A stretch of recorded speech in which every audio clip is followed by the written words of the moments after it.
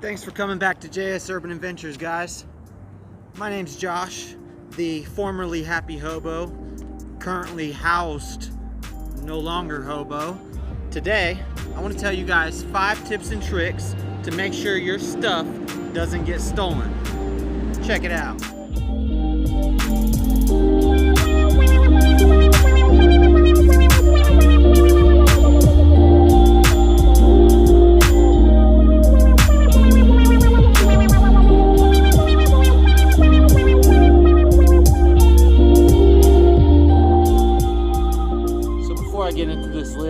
I'm going to tell you guys a little background on myself. My name is Josh.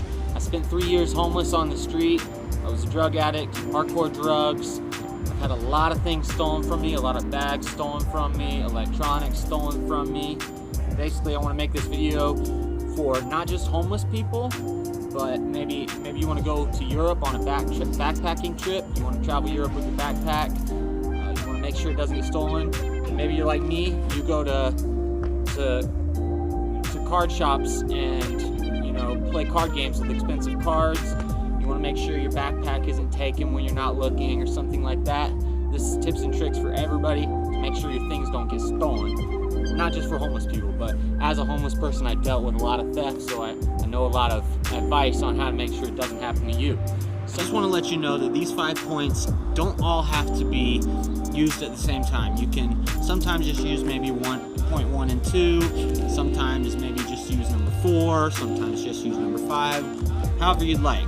But if you use as many of these points as possible at all times, it will help to ensure that your backpack or whatever doesn't get stolen. So, without any further ado, let's get into the list.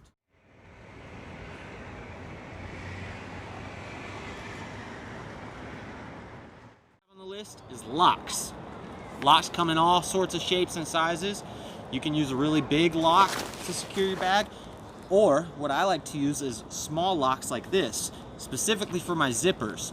If you have a laptop in a laptop pocket of your backpack, you can lock those 2 zippers together, keep it closed. You want to try to go through the metal parts of the zippers if you can.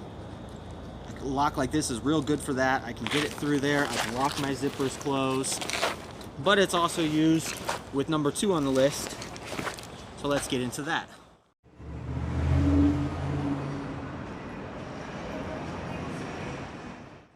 So number 2 is cables and cordage. But like I said, with some of the parts of the list working together, this is actually a cable with a lock on it. So this is number 1 and number 2.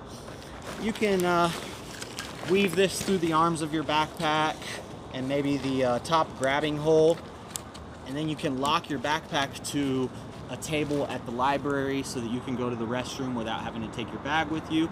You can lock it up at the card shop, because maybe the tournament has a bunch of people playing and you want to set your bag over somewhere, but you don't know who's going to come in the card shop, so you can lock it to a table.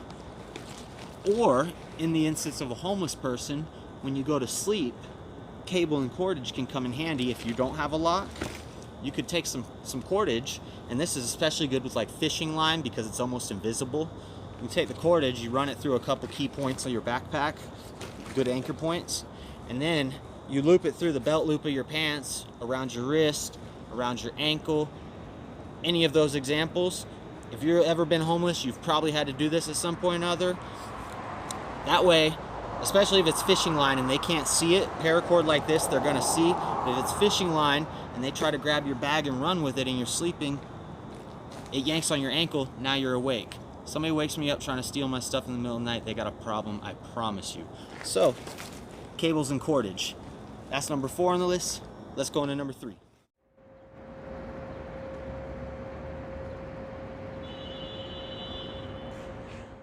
Number 3 is contact. What do I mean by contact? First, let's talk about normal people who are just traveling, people who are at the library. Contact could be sitting at, you're at the internet sitting, having the bag on the ground touching your leg, having the bag draped over the back of the chair so that the straps are touching your back. In the instance of a homeless person, contact is sleeping with your bag under your head. Sleeping with your feet on your bag. If there's a wall there, sleeping with the bag in between you and the wall. That way, there's some sort of absence when they take the bag. When they try to rob you, you feel it leave your body, and now you're aware. If you're asleep, that might not be enough. That's why I say the cable's in the cordage, because if you're asleep, unless it's under your head, there's a chance that they could lift it off you without you feeling it. So just be aware of that, and that's why you enact multiple of these things to make sure your stuff never gets stolen. But that's it for contact. Make sure it's touching you, All right, let's go to the next point.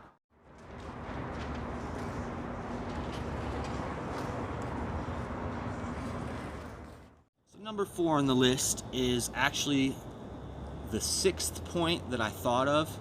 Number 4 is containment and concealment. Containment and concealment. What do I mean by that?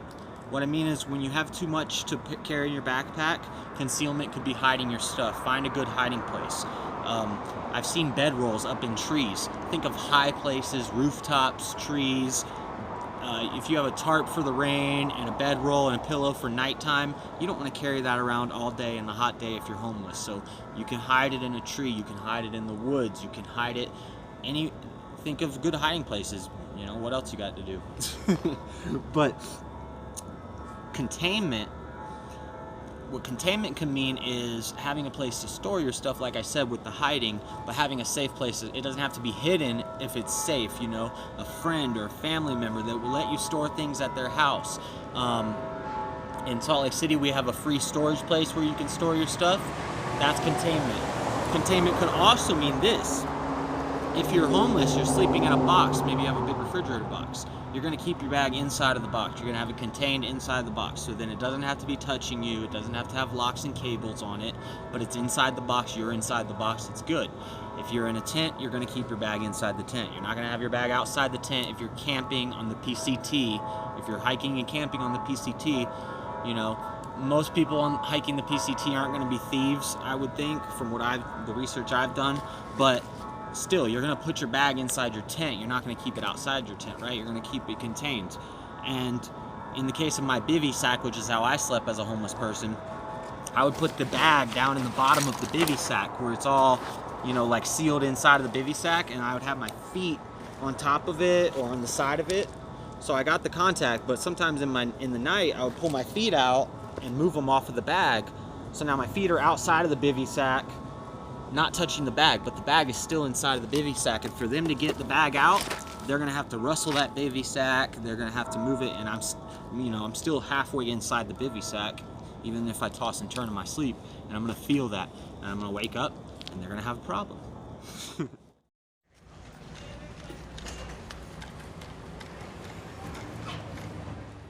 Now, number 5 on the list, the last point on the list.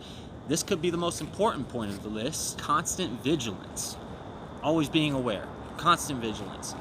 Keep your eye on your bag. If you can sit so that you're facing your bag when you're doing other things, do so. If you can't sit where you're facing your bag, still be aware of, how the room's laid out. If your bag's in that corner over there and you have your back to it, anybody who goes by here or here in your peripheral, don't let it be just your peripheral. Watch where they're going. Watch people around you. This doesn't mean be suspicious of everybody around you. It just means watch people. Be aware, be alert, be awake. Let me tell you an example, a little story. I had just gotten my tax return. I got $1,400 on my tax return. I was still using heroin and meth at the time, and I didn't want to just blow all of my tax return on drugs, which I had done the previous year. I spent $1,200 in a week on heroin, and I didn't want to do that again. So I thought, I'm going to do something responsible. I'm going to buy something. I'm going to spend this money on something responsible that can help my life. This is before I knew about van life and got the whole van life and YouTube idea in my head. This is when I'm still using drugs, and all I could think of, what I really wanted, all my life, what I really love to have is a laptop. So I bought an $1,100 laptop with my tax return and proceeded to check into the homeless shelter, get the 3rd bunk. I had the 3rd bunk, so a bunk bed with 3 bunks. So I'm pretty high in the air, right? Set my laptop up so I had it for a week. So I was still in the setup process, okay? Still downloading games, still getting it ready to where it's, you know, a nice, you know, Josh machine. So I have it on the pillow. I have it plugged into the charger, which is down by the floor, and I have the charger cord tied in a knot around the bed frame.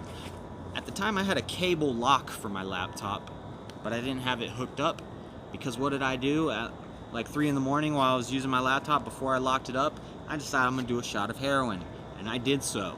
And with the laptop on the head of my bed and me sitting on the middle of my bed with my feet, you know, hanging over the side, I did my shot at like 3 in the morning, and I proceeded to nod out for about 2 hours.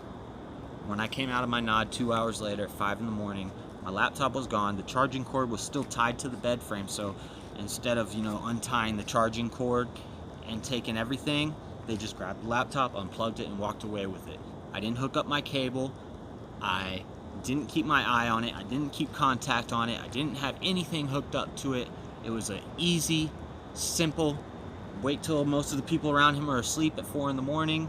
Oh, he's been nodded out for an hour straight. He's not coming out of that anytime soon. Walk by, grab it, go.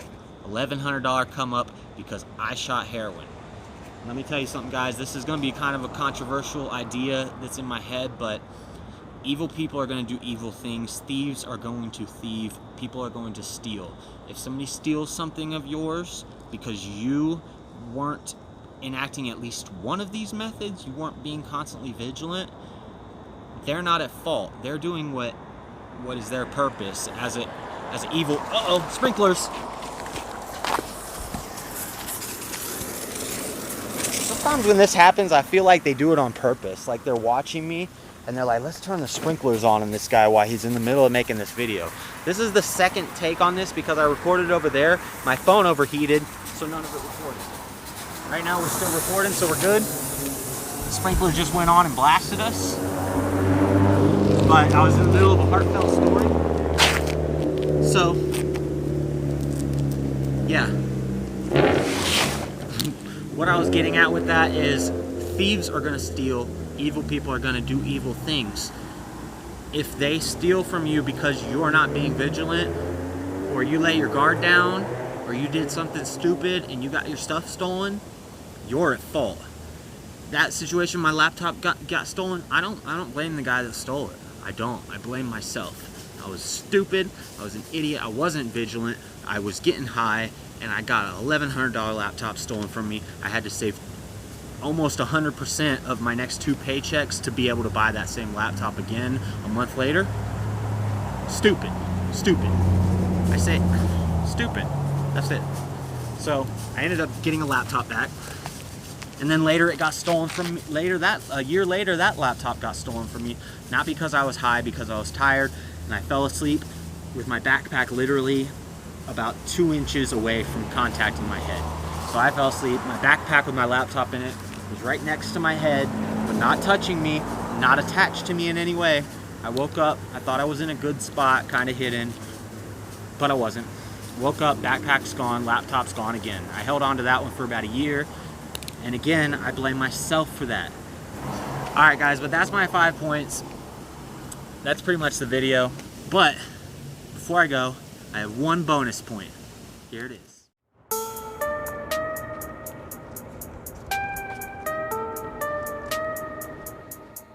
It doesn't start with a C, but it sounds like it starts with a C. The bonus point is karma. Karma. Karma is super important. I couldn't put this in the top 5 because, you know, maybe some people don't believe in karma, but you don't have to call it karma. The Bible says, do unto others as you'd have done unto yourself. Laws of attraction says positive reaps positivity, negative reaps negativity, and that's a science theory. Karma, all religions have something like this in them. All ideas and theories, basically, positive things reap positive. So do unto others. The reason that I had so much stuff stolen from me, guys, I'll be honest with you, when I was young, I stole stuff. I broke into houses and I stole stuff, and that was me being evil. I had evil in my heart and I was being evil, and I stole stuff, and now my whole life I'm being punished for it. And I've had lots of stuff stolen from me, way more than the value of the stuff that I've stolen. So karma, guys. Do unto others, positivity. You know, that's what it's about. So that's the last point of the video. That's the bonus. If you guys like this video, please subscribe to JS Urban Adventures. Please help out this happy formerly hobo.